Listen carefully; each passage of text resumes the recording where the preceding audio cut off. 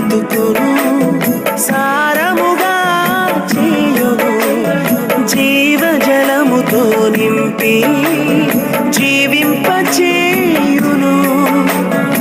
ఆకువాడక ఫలమిచ్చునట్లు సమృద్ధితో నింపును, ఆకువాడక ఫలమిచ్చునట్లు సమృద్ధి